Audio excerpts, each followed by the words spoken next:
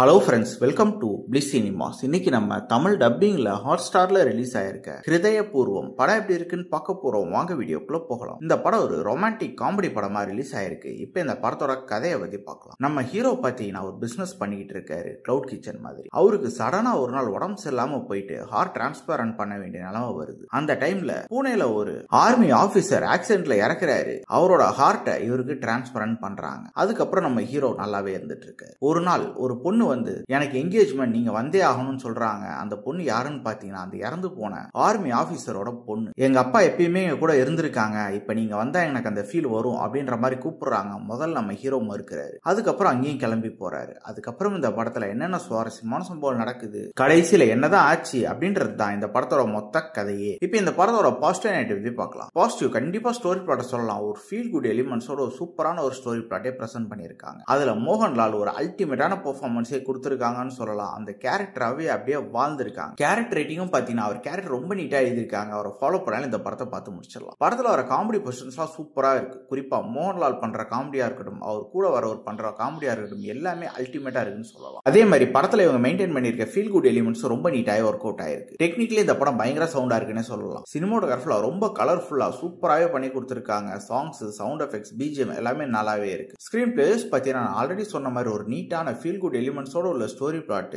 அதுல காமெடி லவ்னு மிக்ஸ் பண்ணி ரொம்ப சூப்பராகவே பிரசன்ட் பண்ணியிருக்காங்க. இருந்தாலும் பல சீன்ஸ் வந்து பயங்கர ஸ்லோவா போகுது, பயங்கரமா லேக் அடிக்குது. அதுதான் இந்த படத்தோட மிகப்பெரிய நெகட்டிவ். பயங்கர ஸ்லோவா போகுது படம். ஓவராலா பாத்தீங்கன்னா இது ஒரு ஒன் டைம் வாட்சபிள் படம் தான். வேணும்னா ட்ரை பண்ணி பாருங்க. இந்த படத்துக்கு நம்மளோட ரேட்டிங் கேட்டீங்கன்னா 10க்கு 6 மார்க் கொடுக்கலாம். இன்னொரு வீடியோல சந்திக்கலாம். தேங்க்யூ.